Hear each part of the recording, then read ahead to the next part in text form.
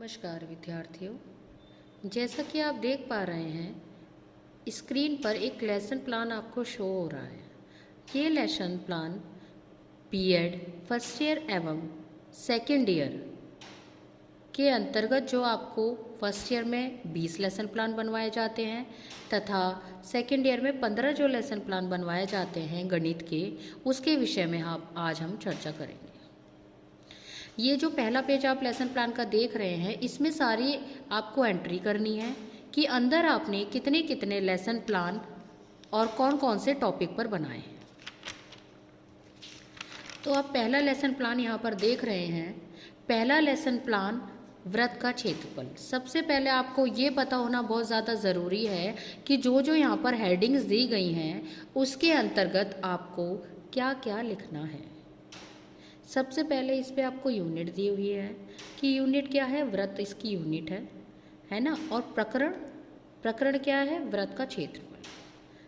जो एंट्री आपकी lesson plan पे होती है वही एंट्री आपको अपने ब्लैक बोर्ड श्यामपट्ट कौशल के अंतर्गत भी करनी होती है।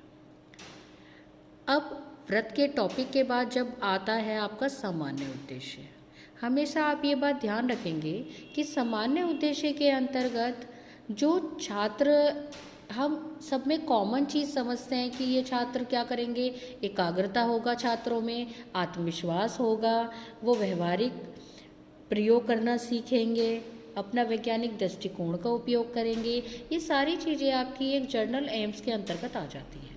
लेकिन आपका जो स्पेसिफिक, आपका विशिष्ट उद्देश्य क्या होता है कि जो वृत्त का क्षेत्रफल शिक्षक सिखाने जा रहा है छात्रों को, वो सिखाने के लिए वो कैपेबल है बच्चा या नहीं है, और जिस सूत्र का हम यहाँ पर उपयोग करने वाले हैं तो वो सूत्र किस तरीके से निकलेगा, किस तरीके से डेराइव्ड होगा, ये इसमें बताया गया है। तो किस तरीके से बनाया जाता है, सबसे पहले आपको क्या करना है कि सबसे पहले आपको जो हमारा पूर्व ज्ञान है, पूर्व ज्ञान से मतलब क्या होता है, पूर्व ज्ञान से मतलब होता है कि बच्चा यदि 6th क्लास का बच्चा है, वो बच्चा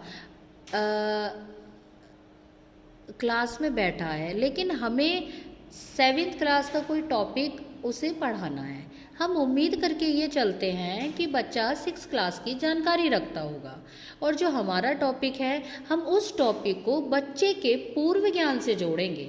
ये इसमें एक स्किल होता है। पूर्व ज्ञान पर आधारित प्रश्न हम उससे पूछेंगे, उसके बाद ही हमारा क्या लेसन प्लान आगे बढ़ता चला जाएगा, है ना। उद्देश्य कथन, सबसे पहले मैथ में एक बात ध्यान रखने वाली है कि इसमें आदर्श प्रश्न का निर्माण होना बहुत ज़्यादा ज़रूरी होता है। आदर्श प्रश्न क्या, आदर्श प्रश्न एक ऐसा प्रश्न होता है जिसके अंतर्गत आप एक प्रश्न लेकर चलते हैं और उसके आधार पर ही आप अपने मैथ यानी गणित का सॉल्यूशन करते जाते हैं। ये जो गणित का लेसन प्लान बनता है, ये लेसन प्लान अन्य लेसन प्लान से बहुत ही अलग बनता है, इसका फॉर्मेट अलग होता है। इसमें सबसे पहले पूर्व ज्ञान को नए ज्ञान से जोड़ने के बाद टीचर जो है क्वेश्चन करेगा। क्वेश्चन करने के बाद जब उसका क्वेश्चन का फॉर्मूला वो डेराइव्ड करने वाला होगा, जब हम आदर्श प्रश्न का प्रस्तुतिकरण करेंगे। आप जैसा कि यहाँ पर देख रहे हैं आदर्श प्रश्न का प्रस्तुतिकरण हो रहा है, जिसमें क्या होता है कि छात्र अध्यापक यानी जो हमारा टीचर है, वो टीचर कक्षा में 2 विद्यार्थियों को लेने के बाद वो वहाँ उन्हें चार्ट पेपर पकड़ा देता है जिस पे उसने आदर्श प्रश्न लिख रखा होता है। वह आदर्श प्रश्न को वो टीचर पढ़ता है और फिर उसके बाद उन बच्चों से पढ़वाता है। जैसा कि आप यहाँ पर देख रहे हैं आदर्श प्रश्न, इस तरीके का एक आदर्श प्रश्न आप श्यामपट्ट पे, रोलर बोर्ड पे या फिर चार्ट पेपर पर लिख कर ले जाएंगे। इसके आधार पर ही आपका बनेगा। उसके बाद आपके आदर्श प्रश्न का विश्लेषण किया जाएगा।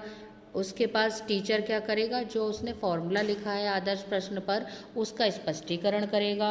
और ये आप जो चार्ट पेपर देख रहे हैं, ये आपको टीचिंग एड्स के रूप में टीचिंग करते हुए आपको रूम में ले जाने होंगे और बच्चों को दिखाना होगा। जैसा कि आप देख रहे हैं ये जो है ये इधर ना चिपक के ऐसे फोल्ड होके चिपकाया जाएगा, जिससे कि ये आपने देखा है टेक्निक एवं एड्स, ये आपके इसके अंतर्गत ही आने चाहिए ऐसे। अगर इससे बाहर ये हो जाता है तो आपका लेसन प्लान जो है वो ठीक तरीके से नहीं होता है, नेगेटिव पॉइंट्स आपको इसके मिल सकते हैं, इसीलिए आपको इस तरीके से बनाना होगा। यहाँ देखिए हम स्पष्टीकरण करने के बाद डेवलपमेंट्री क्वेश्चन करते हैं, विकासात्मक प्रश्न करेंगे, उसके बाद बच्चा विकासात्मक प्रश्न का आंसर देगा, और जो भी हमारा जो टीचिंग एड्स जो भी हम लेकर आए हैं, फिर उसके आगे इसी तरीके से प्रोसेस हमारा लेसन प्लान का चलता रहेगा, और यहाँ पर आके लेसन प्लान हमारा ख़त्म हो जाएगा। जो हमारा श्यामपट्ट पे लिखा गया है, जो हमारा गृह कार्य मिलेगा, टीचर कुछ सवाल देगा इसके अंतर्गत जिसका फिर निरीक्षण करेगा, और इसी तरीके से ये हमारा श्यामपट्ट बनता है, जिसमें ये एंट्रीज़ होंगी, ये एंट्रीज़ उसी के अकॉर्डिंग एंट्रीज़ होंगी जो आपके ब्लैक बोर्ड पर होगी, है ना। इस तरीके से ये आपका श्यामपट्ट बनेगा। धन्यवाद।